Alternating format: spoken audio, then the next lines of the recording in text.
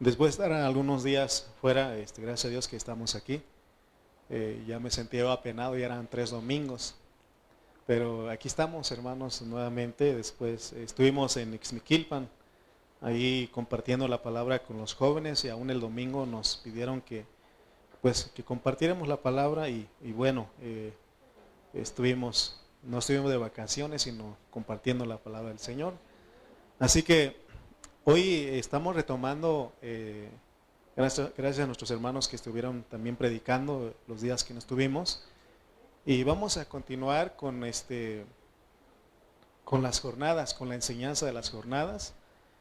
Y en nuestro versículo es Números 33:25. Estamos en la jornada número 22 y corresponde a este nombre, Maselot o Magelot o Maquelot. Bueno, dice Números 33:25. Salieron de Arada y acamparon en Maselot. ¿Qué les parece si todos leemos? Ustedes repiten después de mí. Salieron de Arada. Ok, después de mí. Después de mí. Ok. Salieron de Arada y acamparon en Maselot. Ahora nosotros tiene sentido cuando nosotros leemos la Biblia. Cuando nosotros leemos la Biblia, la palabra tiene sentido. Estos nombres, estas palabras no están de más. Tiene un significado, tiene un propósito. Y el miércoles pasado comenzamos ya con el primer mensaje. Vamos a estar hablando un poco porque déjenme decirles que este mensaje, estos temas son más difíciles de entender, pero más no imposible. Dios es el que nos ayuda a entender. Y en el mensaje pasado ya vimos el significado de la palabra Maselot. ¿Qué significa Maselot? Amén. Congregación, reunión, y sobre todo usamos la palabra asamblea. Asamblea. En otras palabras, Maselot quiere decir eclesia, iglesia. Amén. Ese es el término que usamos nosotros. No decimos vamos con la asamblea, decimos vamos con la iglesia, ¿no? Aunque hay iglesias que se les llama asambleas de Dios, así les llaman ellos, y es correcto. Pero aquí Dios quiere que entendamos que Maselot es asamblea, es congregación, es reunión, es eclesia o iglesia. Y el miércoles les decía que ¿se acuerdan cuando llegamos a la jornada de Seelata? Y también dijimos que es Keelata.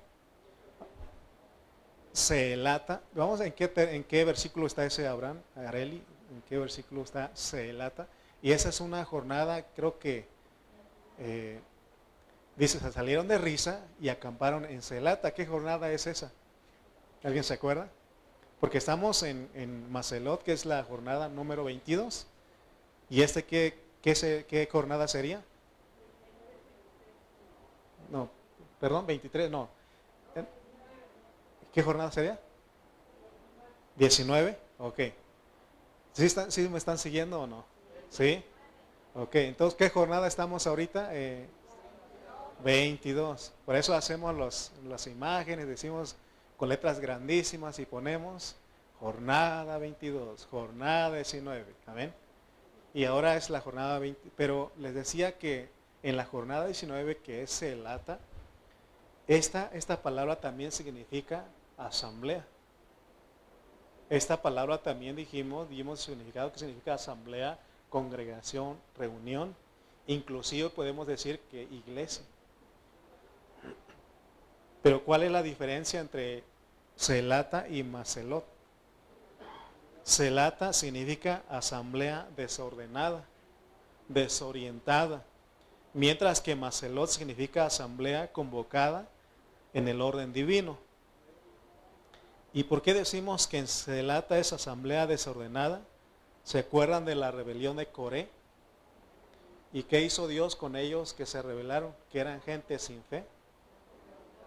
Dice que se abrió la tierra y se los tragó vivos. O sea que el apóstol San Pablo en 1 Corintios capítulo 11, él reprendió a los creyentes corintios porque no se estaban reuniendo para lo mejor, sino para lo peor. Algo que le molesta mucho a Dios, que le hace enojar, es cuando nosotros nos reunimos, pero no nos reunimos para lo que Él quiere. Hermanos, gracias al Señor que nos ha guardado, pero sería muy triste que entre nosotros hubiera división, hubiera disensión, que no nos pudiéramos vernos ni a los ojos. Eso no sería una iglesia, no sería Macelot, sino sería Seelata. Y eso le irrita a Dios, eso lo hace enojar. Entonces tenemos que, ¿qué hizo Dios con esa congregación? Que cuando ellos se reunieron de esa manera, Dios los castigó. En cambio, Macelot, que estamos estudiando, es una iglesia normal, es una iglesia dirigida por Dios.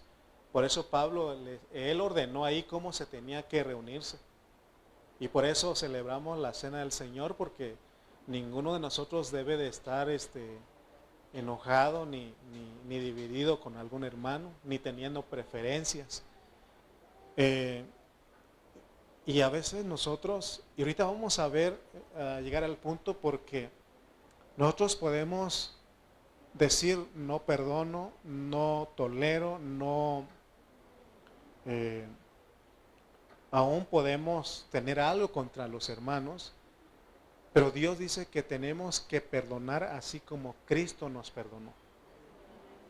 Y es lo que Él dice, por eso le dice, así como Cristo os perdonó, también perdonen ustedes. Y aún dice, sí, porque si ustedes no perdonan, tampoco vuestro Padre les va a perdonar.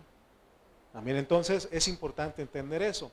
Pero veamos claramente la diferencia entre Seelata y Macelot.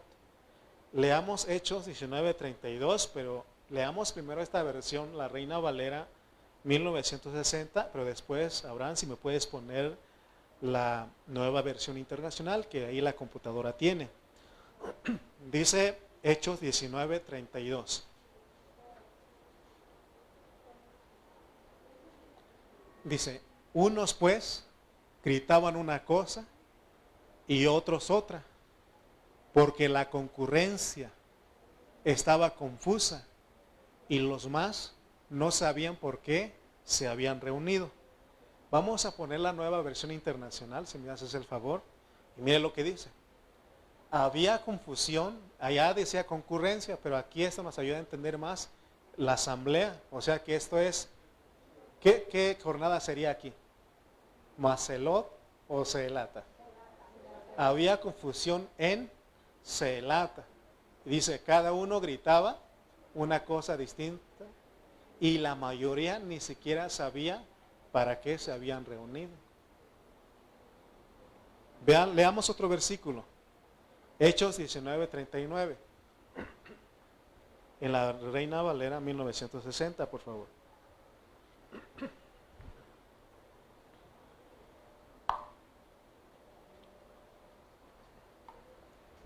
Dice, y si demandáis alguna otra cosa, en legítima asamblea se puede decidir. O sea que hay una legítima asamblea. Y es lo que Dios quiere. Amén. Esto significa que puede haber una asamblea o una reunión confusa, desordenada, donde muchos ni siquiera saben para qué se reúnen. Y eso no es lo que Dios quiere. Miren, hermanos, no los va a regañar ni les voy a llamar la atención. Ustedes saben que los amo a ustedes. Me gusta cuando hacen eso porque viene, ¿no?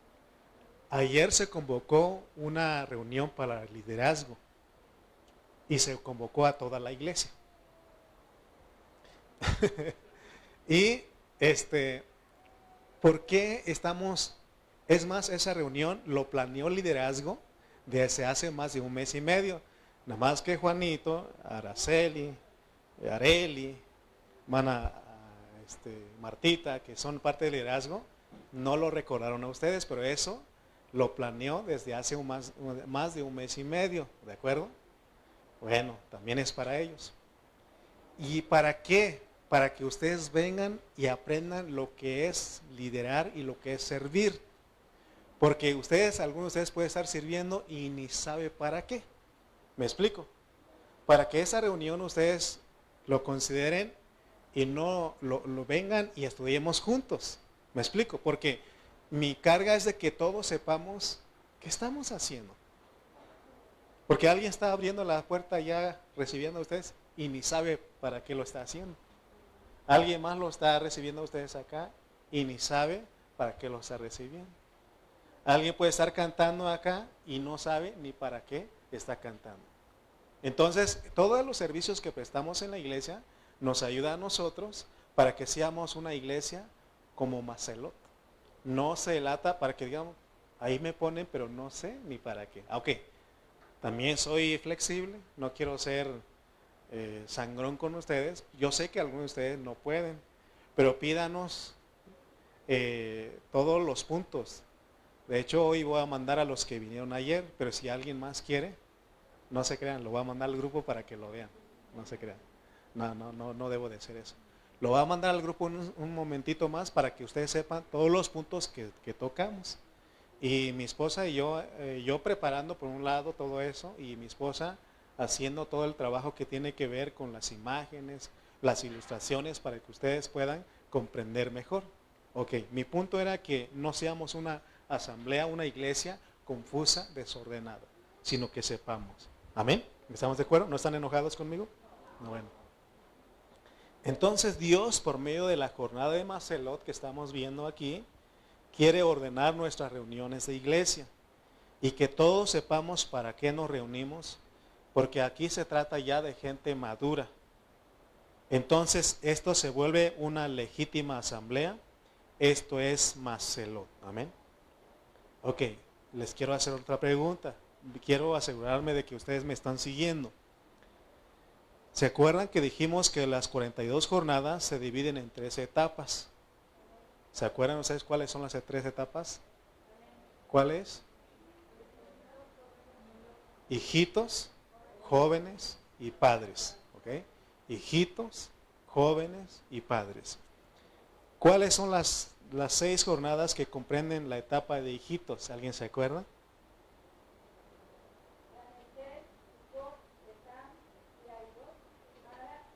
Ok, esas son las primeras 6 jornadas. Amén. Amén. Sí se acordaron los demás, ¿verdad que sí? Sí, se acordaban, sí. Nomás que no se atrevieron a decirlo. Esas son las primeras 6 jornadas. La etapa de jóvenes corresponde desde el Mar Rojo hasta Celata. Desde el Mar Rojo hasta Celata. O sea que cuando ellos llegaron a Celata todavía no eran maduros. Eran jóvenes, pero ya es un avance, pues. Amén. Y la etapa de padres, que son los creyentes maduros, corresponde de la jornada de Monte Sefer. Y Macelot, que es la jornada que estamos estudiando, ya estaba en la etapa de padres, de hermanos, de creyentes maduros. Entonces, fíjense que es importante entender esto. Llegamos a la iglesia, somos niños en Cristo, pero necesitamos crecer para llegar a ser jóvenes. Y de jóvenes necesitamos llegar a ser padres. Y la iglesia se necesita de padres espirituales. Padres que se preocupan por los hermanos. De hecho, un punto de liderazgo que hablamos ayer tiene que ver con preocuparnos por los hermanos y ayudarlos con amor para que ellos también crezcan juntamente con nosotros. Amén. Entonces la etapa de padres corresponde de la jornada de Monte Sefer hasta la tierra prometida. Ahora, también en el mensaje pasado, estamos estudiando todas esas cosas porque somos una iglesia que estudia. Y en el mensaje pasado les hablé de 3 enfoques o 3 maneras de leer y aplicar la Biblia. Recuerden que estos términos no están ahí en la Biblia, pero nos ayudan a nosotros para poder entender. Así como les decía ayer, de liderazgo o líder no aparece en la Biblia, o sea, en los manuscritos originales, pero trae el concepto. Y ya las nuevas traducciones, como la nueva traducción viviente, la lenguaje actual, la lenguaje actual, y todas esas traducciones ya usan el término líder o liderazgo. Entonces, le estoy diciendo esto porque vimos de tres enfoques. Vimos el enfoque histórico, el enfoque cristológico y el enfoque eclesiológico. Emily, ¿no dejaría unas imágenes ahí de eso? Revisan. Se me olvidó decirte que es que ella el miércoles lo estuvo poniendo aquí. Bueno, entonces decíamos que hay un enfoque histórico, hay un enfoque cristológico y hay un enfoque eclesiológico. Es muy importante que nosotros consideremos estos tres enfoques o estas tres maneras si queremos entender la palabra de Dios en una forma correcta. Entonces nosotros tenemos que saber que primeramente Dios nos pone toda la enseñanza en una sombra. Eso es el enfoque histórico. Porque todo lo histórico que leemos en la Biblia es una sombra. Porque cuando usted lee el Antiguo Testamento, usted no puede tomar como una historia lo que Dios le dijo a ellos que hicieran. Y eso es el enfoque histórico. Pero no solamente tenemos que usar ese enfoque, o esa manera, sino que tenemos que entender que esa sombra tiene una realidad.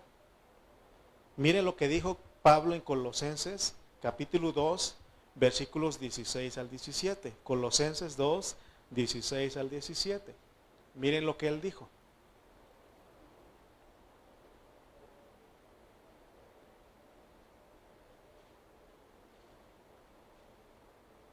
Colosenses 2, 16 al 17. Mire, dice, por tanto, nadie os juzgue en comida o en bebida o en cuanto a días de fiesta, luna nueva o días de reposo. O sea, porque todas estas cosas habla el Antiguo Testamento y el pueblo le dijo al pueblo de Israel, Dios le dijo al pueblo de Israel que ellos lo guardaran, lo observaran. Pero miren lo que dice Pablo. Todo lo cual es ¿qué? Sombra de lo que ha de venir. Sombra de lo que ha de venir. ¿Y qué es lo que vino? Cristo, y no solamente Cristo, sino la iglesia. Amén. Entonces en nuestra lectura, cuando usted lee la Biblia, tiene que aplicar la cristología, es decir, ver que esas figuras, esa sombra está hablando de Cristo. Y Cristo vino a cumplir todo eso. Es la segunda o el segundo enfoque que tenemos que usar. Entonces, incluso el miércoles les decía a los hermanos que vinieron el miércoles, les decía que cuando uno lee la Biblia, está bien usar el enfoque histórico, leerlo como una historia. De hecho, hay Biblias que le llaman ilustradas para niños, y está muy bonito, pero eso es como una historia y está bien. Es bueno conocer la historia, pero también necesitamos, cuando estamos leyendo, orar y decirle, Cristo, lee tú a través de mí. Y si lo hacemos de esa manera, Él va a decir, oh, la roca que lo seguía era Cristo, porque Pablo lo aplicó, ¿no? Entonces, nosotros todo lo que leemos en la Biblia, necesitamos decir, Cristo, ¿qué quieres decir aquí? Y Cristo te lo lee a ti y Él te lo explica y tú entiendes qué es lo que está diciendo ahí. ¿Se acuerdan del eunuco etíope? Este hombre dice que iba en su carro leyendo una escritura de Isaías. Y dice que no entendía y se le acercó Felipe y le dijo, ¿entiendes lo que lees? Y él dice, ¿de quién está hablando el profeta aquí? ¿De él mismo o de alguien más? ¿Y qué le dijo Felipe? No, está hablando del Cristo. Entonces vean ustedes cómo está escrita la Biblia. ¿Sí me están siguiendo? ¿Sí? O sea, no podemos, porque si no solamente vamos a obtener información o vamos a ser buenos en historia, pero no recibir la realidad que contiene. Amén. Leamos otro versículo. Vamos a ir a San Juan 5, 39 al 40. Y eso te pido que lo pongas en la Nueva Versión Internacional, por favor. San Juan 5, 39 al 40. Miren lo que estaban haciendo ellos aquí. Dice, ustedes estudian con diligencia, con responsabilidad las Escrituras, porque piensan que en ellas hayan la vida eterna. Aunque ellos ya tenían un poco, estaban metiéndose un poquito, pero no todo, porque no aplicaban la cristología, no aplicaban el enfoque cristológico. Y dice Jesús, y son ellas las que dan testimonio en mi favor. Sin embargo, ustedes no quieren venir a mí para tener esa vida. Entonces, cuando leemos la Biblia, ¿qué tenemos que hacer? Tomar a Cristo, para que Él nos diga de qué está hablando ahí. Amén. Leamos otro versículo. Lucas 24, 25 al 32, pero esa es la Reina Valera, por favor. Lucas 24, 25 al 32. Esas son lecturas que dimos el miércoles, pero lo estamos leyendo para que podamos entrar en nuestro estudio. Lucas 24, 25 al 32.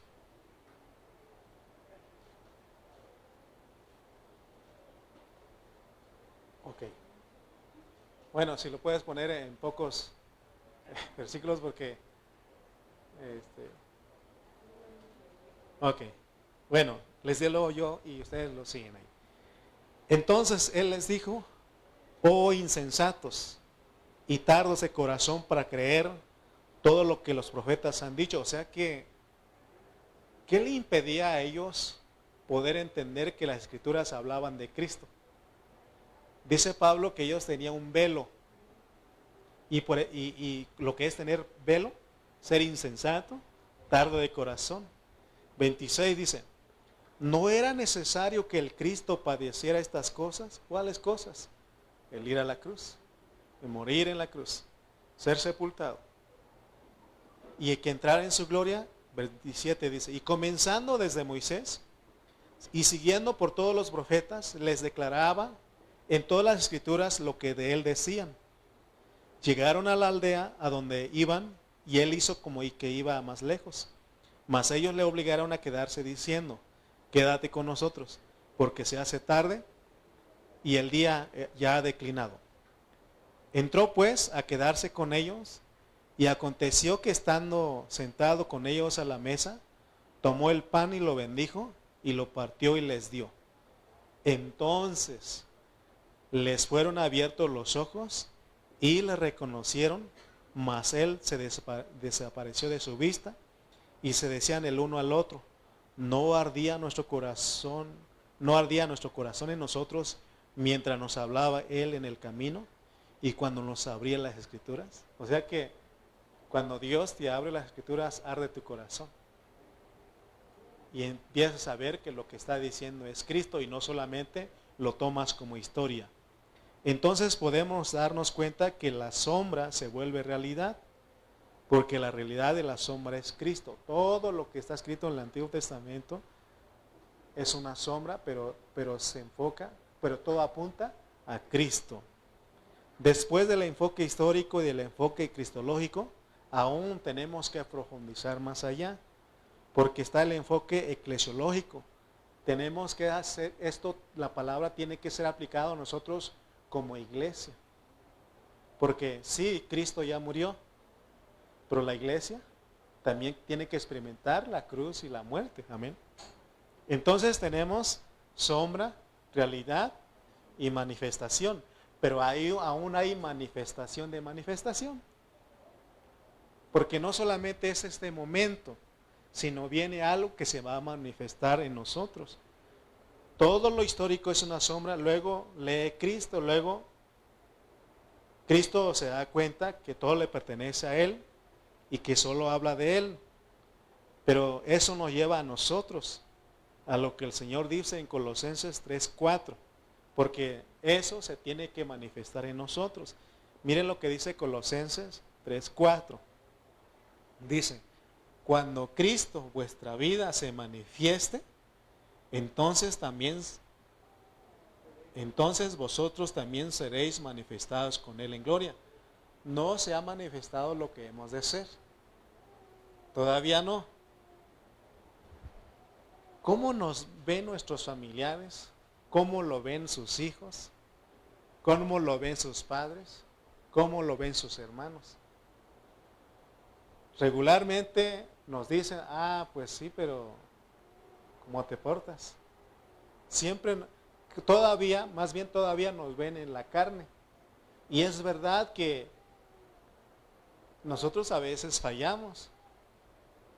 Y Pablo dice que no se ha manifestado, aún no se ha manifestado lo que tienen que ser. Porque, ¿por qué a veces fallamos nosotros? Porque nosotros somos cristianos, pero todavía seguimos fallando. O habrá alguien que diga, hermano, discúlpeme, pero yo ya no fallo, ya no peco. No ve mi, ¿cómo se llama eso? No ve mis alitas. No ve que ya casi estoy volando. No, todos nosotros pecamos, todos nosotros fallamos. ¿Por qué causa fallamos nosotros o pecamos? Porque todavía tenemos esta carne de pecado y de repente nos jala, pero nosotros somos gente que se arrepiente, que confiesa sus pecados y se arrepiente, y otra vez Dios nos perdona y nos limpia y nos lleva. Amén. Entonces, y yo quiero que vean ustedes que no se ha manifestado lo que hemos de hacer. Hay una manifestación, pero hay otra manifestación de manifestación. Amén, pero eso es más profundo. Imagínense, hermano, nada más imagínense cómo nosotros, cómo seremos realmente en gloria. Yo creo que ni ustedes se imaginan cómo será eso. Pero cuando recuperemos esa gloria totalmente, hermano, yo estoy seguro que nos vamos a ver ese, valió la pena. Valió la pena, hermano.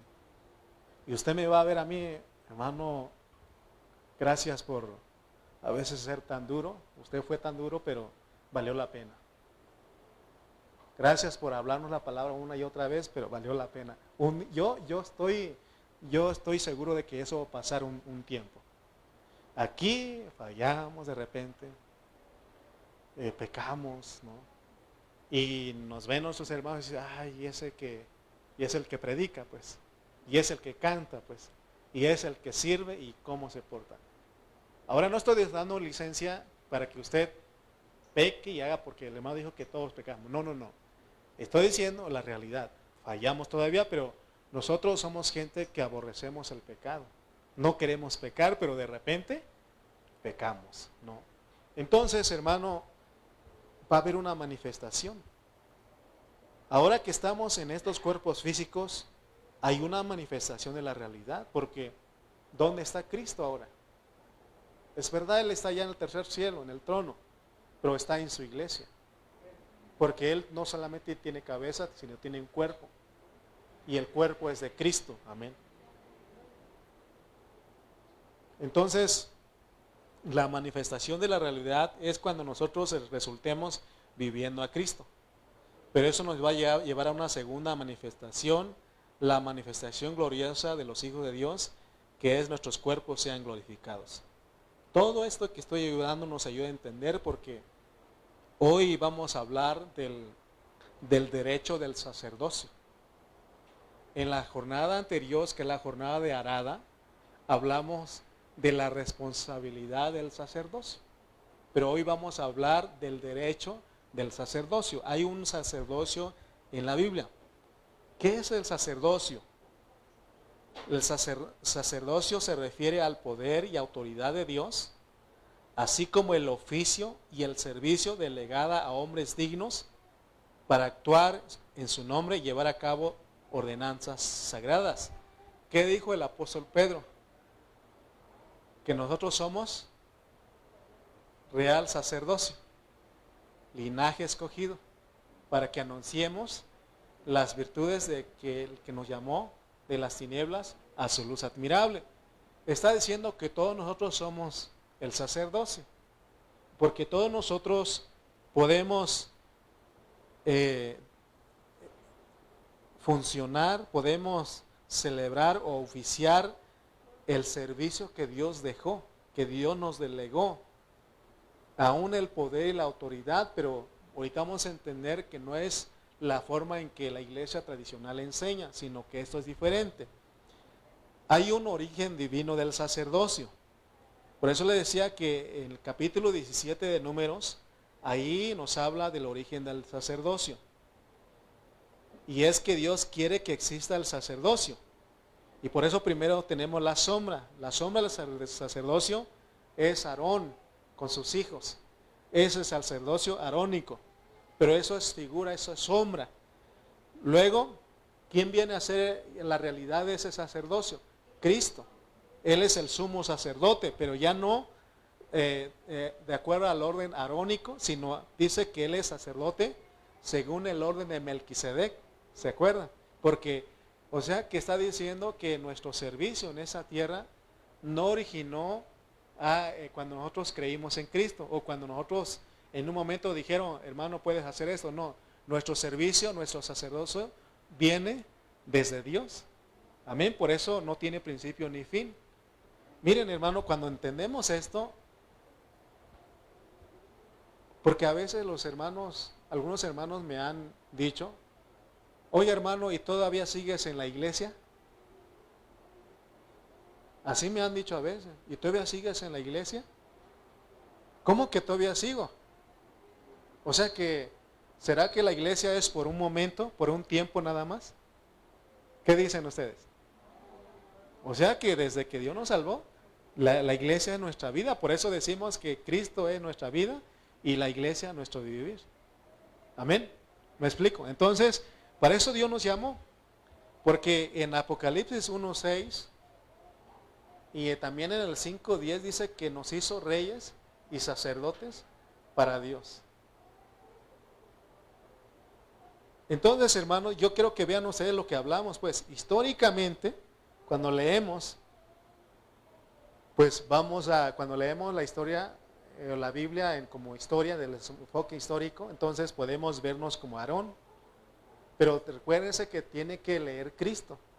Tenemos que ver qué significan esas cosas.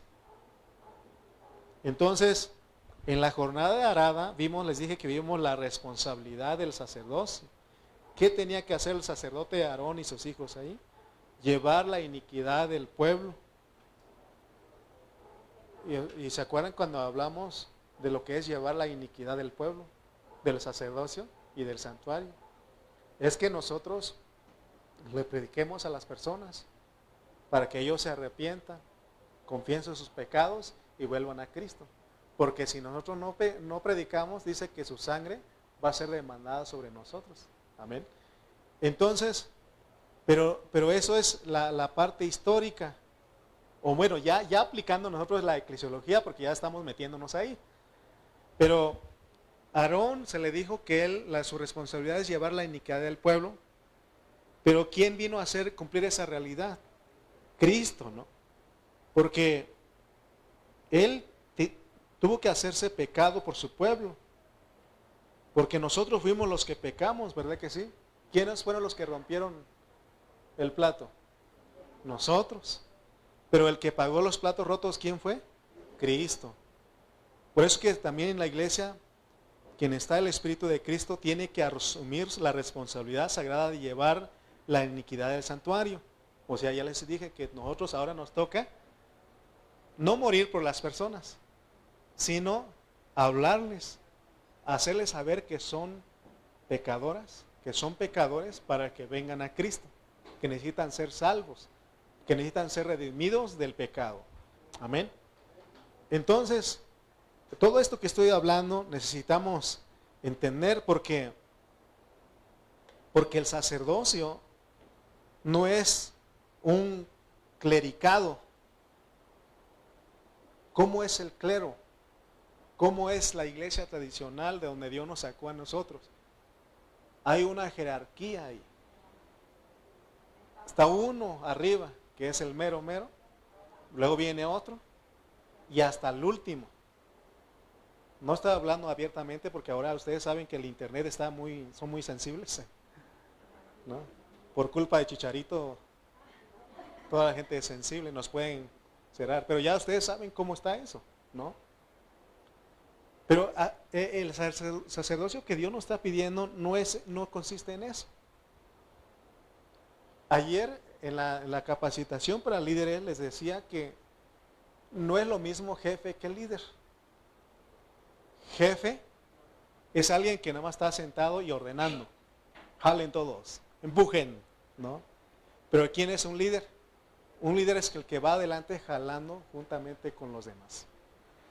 Entonces, hermano, porque en la iglesia sí hay una autoridad delegada, sí, porque existen apóstoles, pero no todos son apóstoles. Existen ancianos, pero no todos lo son. Existen diáconos, no todos lo son. Las personas que tienen alguna autoridad delegada de parte de Dios no pertenece a una clase superior o a una clase clerical superior, no. Esto no es cuestión de clase. Todos los hijos de Dios en el Nuevo Testamento somos sacerdotes, lo dice Apocalipsis 1:6 y 5:10. Y pertenecemos, por tanto, a la misma clase. La autoridad no es una cuestión de clase, sino de grado, es decir, aquellas personas a quienes el Señor llama y a quienes el Señor quiere usar y que el Señor quiere que se dediquen de una manera más profunda. Amén. Por eso están los pastores que nos dedicamos más tiempo, ¿no? Hay otros hermanos que también están participando con nosotros, no de la misma manera, porque, por ejemplo, cuando a mí me dicen, hermano, ¿puede usted venir? Yo no puedo poner, no puedo, estoy ocupado. En ese momento dejo lo que estoy haciendo y me voy. Ayer le decía a mis hermanos, por cierto, estamos orando a nuestro hermano Marcos, ¿no? Yo estaba estudiando, terminando mi enseñanza de hoy y del liderazgo, y él me habla, hermano, hay esta necesidad. Los familiares quieren que si usted puede venir con la iglesia a cantar unas alabanzas y a dar una palabra. Y en ese momento le dije, sí, hermano, cuente con nosotros. Por eso anuncié, pues le dije, hermano, los que quieran ir, vamos, porque hay esa necesidad. Pero algunos de ustedes no pudieron ir y no se sientan mal porque sé que no pudieron. Porque así es el servicio, pues. Pero hay unos que están en tiempo completo, otros también sacrifican su tiempo y otros que responden cuando se les pide, pero no es una jerarquía eso. No eso indica que el pastor es el jefe, el que manda. Hermano, nosotros somos compañeros, somos colaboradores, amén. Entonces, recuerden eso, porque aún en la sombra tenemos que, Dios sí quería que todo el pueblo de Israel fueran sacerdotes, pero no todos lo fueron. ¿Quiénes se quedaron? Los levitas. Pero también entre los levitas hubo después aquella rivalidad por Aarón, y al último quedó Aarón. Pero eso es una parte histórica que al pasarla al Nuevo Testamento debemos hacerlo con mucho cuidado. Por eso cuando estoy hablando del sacerdocio, no crean que hay uno que es como en la tradicional, pues. Aquí recuerden, yo sí hay un liderazgo, hay ancianos en esta iglesia, hay diáconos, pero Dios nos ha delegado la autoridad, pero hay que saberla cómo usar. Amén. Yo no puedo decir a los hermanos, respétenme porque yo soy el anciano. Yo soy la autoridad. No, eso no se dice. Eso se vive, que es diferente. Amén. Entonces no estamos queriendo formar un sacerdocio clericado, sino que queremos ver cómo es que nosotros podemos ver a Cristo en las ofrendas. Pero recuerden que no es una diferencia de clase, sino que es en función. De hecho, la Biblia dice que hay en el cuerpo, hay miembros más pequeños, pero que son más indispensables. ¿Se acuerdan?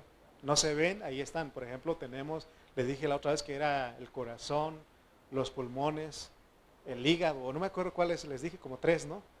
Y no se ven porque están dentro de nosotros, pero además son las que hacen la función indispensable para el organismo.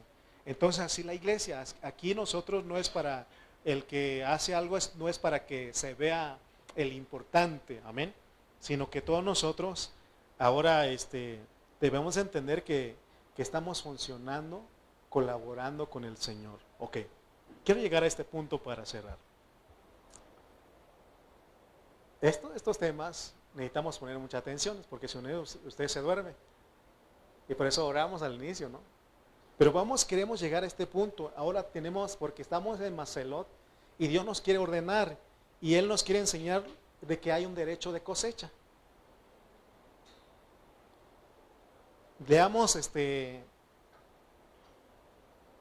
Números 18, versículo 8. Números 18, 8. Vamos a leerlo. Números 18, 8. Dice: dijo más Jehová a Aarón. Dijo más, porque ya había hablado del origen del sacerdocio. También habló de la responsabilidad del sacerdocio, pero ahora va a hablar del derecho del sacerdocio. Porque después de haber ejercido Jesús esa autoridad, esa responsabilidad, entonces Él tiene derecho de cosechar. Ahorita vamos a entender, porque la Biblia dice que el obrero es digno de su salario. Pero ¿quién es el principal obrero aquí? Cristo. Porque Él sembró, entonces Él tiene el derecho de cosechar. Vamos a leer algunos versículos del Nuevo Testamento para entender esto. Vamos a ir a 2 de Corintios 5, 14 y 15. 2 de Corintios 5, 14 y 15. Miren lo que dice. Porque el amor de Cristo nos constriñe, pensando esto, que si uno murió por todos, esto es la cristología, porque Cristo lo hizo. Luego todos murieron, esa es la eclesiología, porque también nosotros tenemos que participar. Amén. Dice, para que los que viven ya no vivan para sí, sino para aquel que murió y resucitó por ellos. Por eso le decía hace rato, dice que si nosotros no perdonamos a nuestro hermano, tampoco Él nos va a perdonar. Y luego Él dice, perdonen así como Cristo perdonó. Esa es la parte que nosotros necesitamos entender. Entonces dice, el amor de Cristo nos constriñe pensando en esto. O sea que Pablo percibió el sacrificio de Cristo, su aplicación a su iglesia, y dice que si uno murió por todos, luego todos murieron. Luego es entonces, o es una consecuencia eclesiológica de la cristológica. Fíjense lo que estamos hablando. Quiere decir que Él murió para llevarnos también a nosotros a pasar por la muerte. Miren, hermanos, y eso no lo entienden muchos hermanos. Cristo ya murió por mí, gloria, aleluya, todo está bien. Él ya murió, pero está diciendo Pablo que nosotros también tenemos que usar el enfoque eclesiológico, porque también nosotros necesitamos morir. Nosotros también necesitamos experimentar la cruz. Miren, y fíjense, hermano, que a veces me toca en el alma a mí. Oh, pobrecito hermano, usted se va a acabar. Porque no, está yendo para acá, está yendo para allá, se va a acabar. Ok, es lo que Dios quiere, que nos acabemos. ¿Qué es lo que Él hizo? Nada más vivió 33 años y medio. Y dice que murió, ¿no? Pero ese es el enfoque cristológico. Falta la eclesiológica, que ahora a nosotros nos corresponde morir. Y es lo que no queremos. Nosotros resistimos a morir. Y por eso dice que sabemos que todas las cosas ayudan para bien. Si entendemos eso, hermano, entonces diríamos, me estoy enfermando, no leas. Porque a veces nosotros ponemos excusas para no reunirnos. Pero no debe haber excusa. Miren, estoy enfermo, está lloviendo, no voy. ¿No? Pero ¿cómo para ir al hospital está lloviendo y estás enfermo, te vas? ¿Sí o no? O sea, fíjense, hermano, pero estamos hablando de un grado de madurez. ¿Me explico? ¿Sí me están comprendiendo? ¿Sí me están siguiendo? Entonces, porque va a haber una manifestación, pues. O sea que todo esto Dios va a producir hijos vencedores, cristianos vencedores. Las aflicciones ayudan a nosotros para que seamos cristianos vencedores, para que nos manifestemos con Él en gloria. Por eso dice que si Él murió, dice para que los que viven ya no vivan para sí. Esa es la cosecha de Él. Porque les decía, porque podemos entender, Cristo murió por mí, Él pagó mis culpas. Gracias, Señor. Y es correcto. Pero no solamente termina ahí, sino ahora Él quiere cosechar. Él también quiere recibir algo. ¿Y qué es lo que quiere recibir? Que los que viven ya no vivan para sí. Porque la muerte de Cristo efectuó la redención en nosotros. Es decir, Él nos compró. La redención es que Él nos compró pagando un precio. ¿Cuál es el precio que pagó Él? Su sangre. Entonces, hermano, miren lo que Él quiere. Ahora murió, pero también los que vivimos ya no vivamos para nosotros, sino para aquel que murió y resucitó para ellos. ¿Me explico?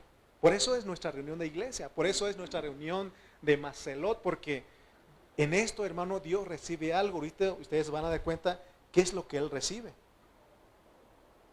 Porque allá el sacerdote presentaba ofrenda por el pecado, la ofrenda por las transgresiones, la ofrenda de paz, la ofrenda mecida. Ustedes búsquenlo, investiguenlo y se van a dar cuenta de qué está hablando todo esto.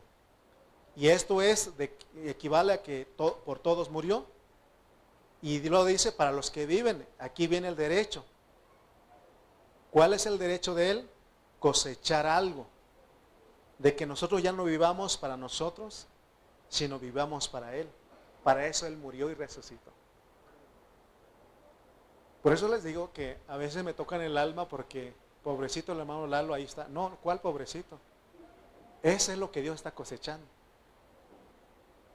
O que digamos, pobrecita hermana Teresita, ya con la edad de aquí bien. No, es lo que Dios quiere cosechar. Cuando Él ve esa disposición, es una ofrenda para Él. Porque ahí está la obediencia, ahí está la fe. Y no solamente, sino cuando nosotros llegamos a la reunión de la iglesia y cantamos, ¿se acuerdan que en Hebreo leímos que los sacrificios ahora son espirituales? Que son frutos de labios. Fíjense, hermano, lo que es la ofrenda que presentamos a Dios. Primero nuestra fe y nuestra obediencia. O la obediencia y la fe, como usted lo quiera poner. Pero luego venimos, cantamos, pero no solamente cantamos, sino que servimos. Eso es lo que Él cosecha de nosotros. Es lo que Él recibe. Por eso Él dice, ya no vivas para ti. Porque entonces es querer volver otra vez a Egipto. Es querer volver otra vez a la condición que estábamos. Y cuando el pueblo estaba en Egipto no celebraba fiesta a Dios. Pero una vez que Dios los saca de Egipto, de Ramesés, los trae al desierto, ¿qué hacen ellos? Celebran fiesta a Dios. Y Él dice, ya no vivan para sí, vivan para mí. ¿Me explico? Eso es lo que es la vida de la iglesia. Esto es la iglesia normal. Por eso cuando llegamos y sigue diciendo, leamos el 8:18 de Números para ir cerrando. Recuerden que cerrando es una puerta enorme, enorme que no se cierra tan fácil. Números 18:8.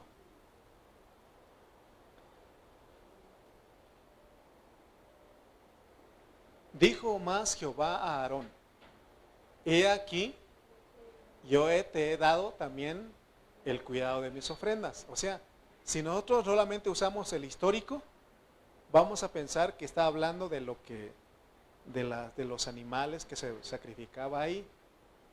Pero ya dijimos que el enfoque cristológico es que está hablando de Cristo. Si Aarón tenía el derecho de cuidar de las ofrendas, Cristo también. Pero ¿de qué manera Cristo cosecha? Ya les dije, nuestra obediencia, nuestra fe, el servicio que prestamos en la iglesia, la manera que cantamos en la que nosotros alabamos a Dios. ¿Me explico? De esa manera, entonces Cristo cosecha de nosotros, porque Él quiere recibir algo de nosotros. Allá eran animales físicos, ahora es espiritual. Por eso Pablo dice que presentemos nuestros cuerpos en sacrificio vivo. Él estaba usando el lenguaje del Antiguo Testamento. Pero que ahora, ¿cómo es ese sacrificio? Usted y yo venimos a la reunión de la iglesia y esto se vuelve un sacrificio vivo en la cual podemos presentar a Dios. Amén. Diga amén para que despierte. Amén.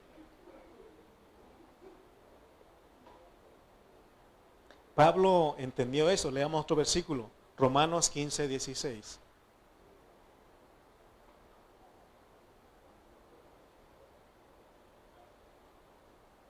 Romanos 15, 16 dice: para ser ministro de Jesucristo a los gentiles, ministrando el evangelio de Dios, para que los gentiles le sean ¿qué?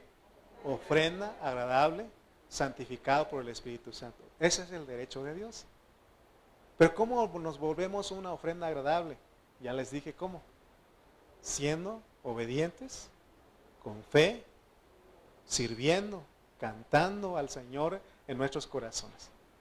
Dice que cantos espirituales que confiesan el nombre del Señor. Por eso, hermano, en nuestras reuniones no debemos estar callados. Por eso nuestras hermanas, Areli, Adi, nos están poniendo los cantos ahí en el grupo de WhatsApp para que usted se aprenda con nosotros. Y cuando usted venga aquí, todos cantemos, todos alabemos a Dios y eso se vuelve una ofrenda. Porque no solamente, porque cuando estamos cantando nos identificamos con esas alabanzas. Por eso una responsabilidad que llevamos como ministros de alabanza es de que cantemos las alabanzas que más van pegados a la realidad de la Biblia. Amén. Porque hay cantos que no tienen ninguna realidad de la Biblia. Entonces nuestros cánticos no son un sacrificio a Dios. No son un sacrificio espiritual. Amén. Leamos el versículo 9 de Números 18. Números 18, 19.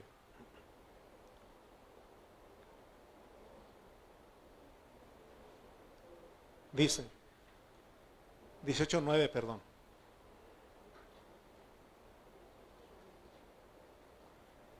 Esto será tuyo de la ofrenda de las cosas santas reservadas del fuego. Toda ofrenda de ellos, todo presente suyo y toda expiación por el pecado de ellos y toda expiación por la culpa de ellos que me han de presentar será cosa muy santa para ti y para tus hijos. O sea que por eso es de que al último dice Dios que los que ministramos, los pastores, son dignos de su salario, ¿no? Pero fíjense cómo empezó primeramente. O sea, no podemos invertir las cosas, ¿no? Que yo les diga a ustedes, hermanos, traigan su dinero, den, pacten siempre. No. Porque ya estamos saliendo del orden, pues.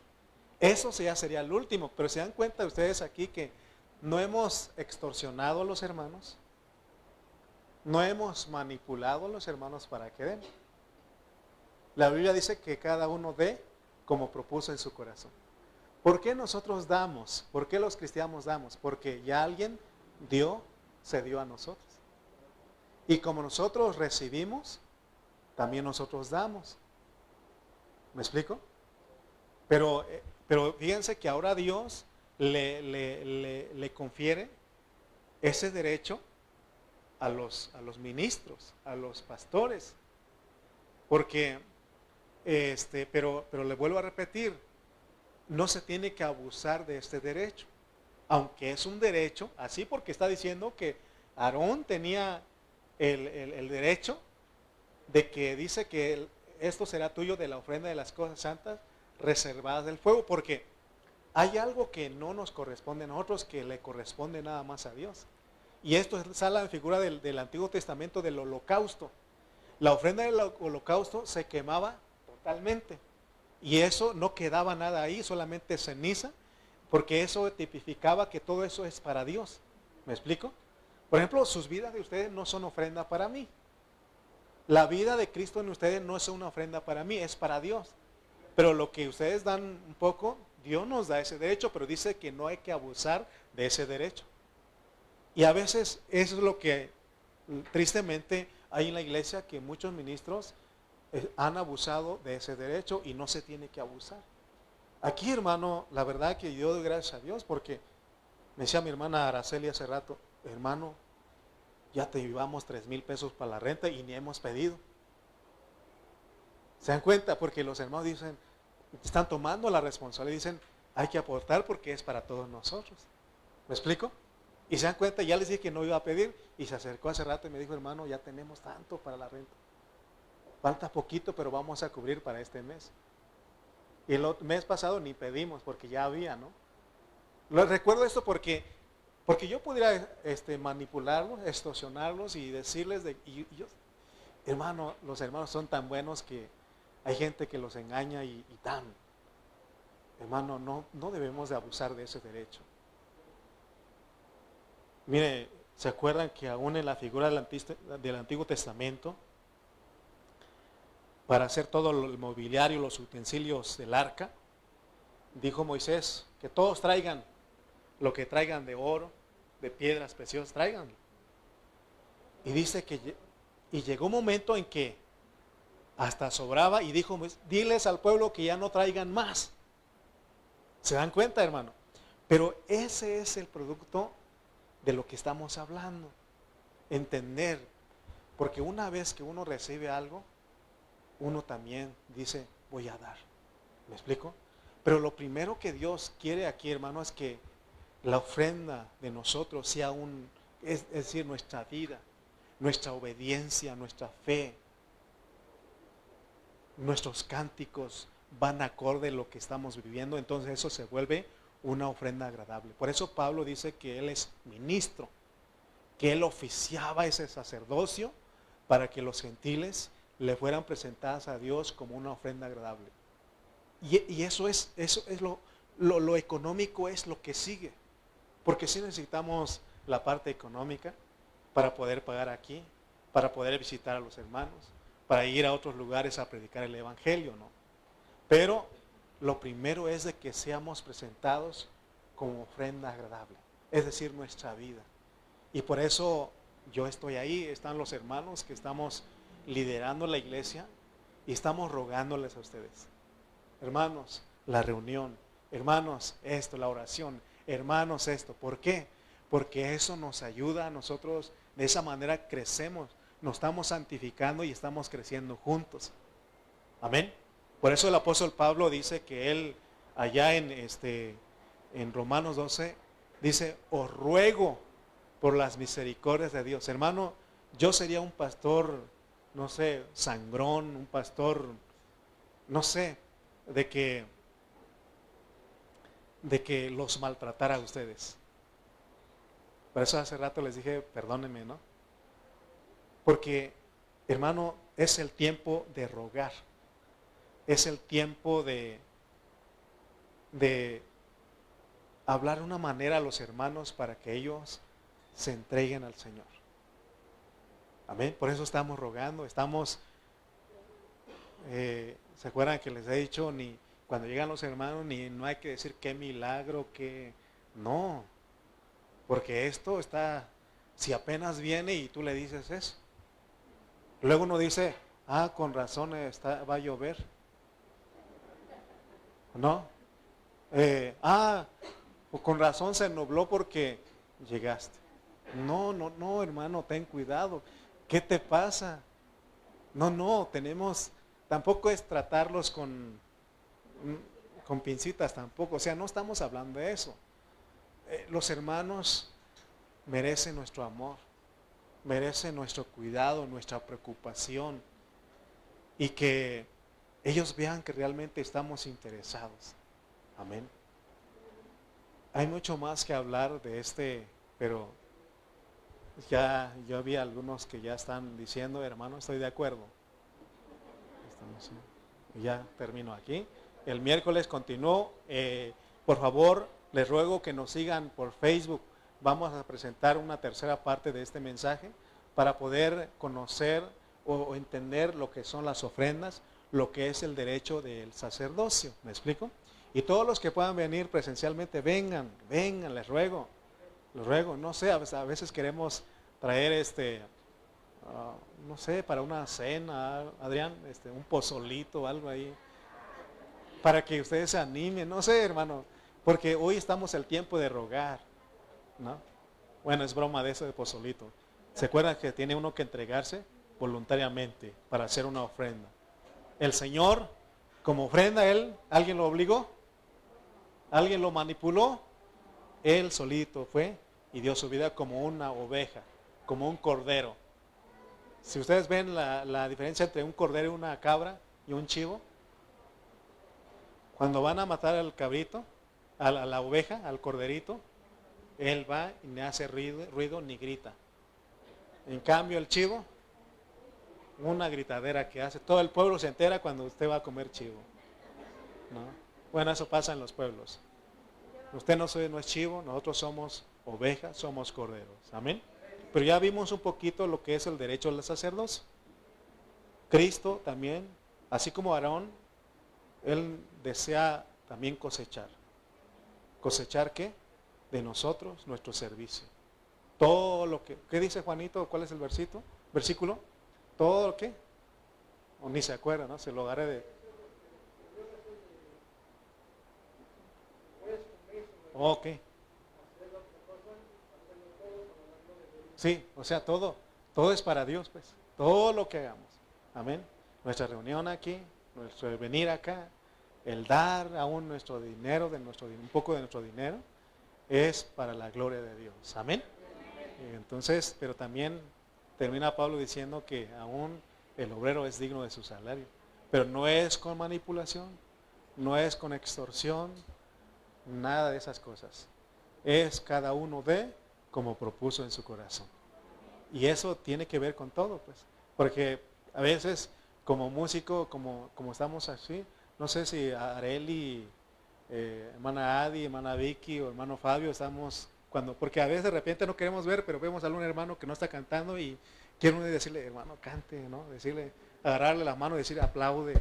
Pero no, entonces ya no sería el hermano, ya no sería la hermana, ¿no? Que cada uno voluntariamente, ¿no? Hermano, si usted grita y alaba a Dios, yo no me enojo, a nadie tiene que molestarle. Es más, la dueña de este lugar dijo, tienen permiso. Amén. Ni los vecinos, ¿no? Nos dieron la libertad. Entonces, si algún día nos llegaran a limitar, a prohibir, nos vamos al monte ahí y gritamos al Señor. Nadie nada nos podrá callar. Amén. No sé, a las cuevas donde hemos de huir, ¿no? Mande. A la sierra de Oaxaca, allá puede gritar. ¿Verdad? No sé a dónde Dios nos ha de llevar algún momento cuando venga la persecución. Pero si Aarón está contento, yo estoy contento. Amén. Estoy hablando de Aarón de aquí también. Vamos a orar pues. Vamos a dar gracias a Dios. Sé que estos estudios son difíciles, pero Dios nos ayuda a entender. Amén. Y Él nos ayuda a entender. Padre Celestial, te damos gracias en esta hora. Gracias por tu palabra. Gracias por ese tiempo que nos das. Señor, ayúdanos. Gracias, Señor, porque hasta aquí nos has dado tu palabra. Has sido un Dios maravilloso. Te damos toda la gloria, Señor, toda la honra por Cristo Jesús, Señor. Porque nos revelas tu palabra y nos ayudas a entenderte, Padre. Gracias te damos. Amén y amén.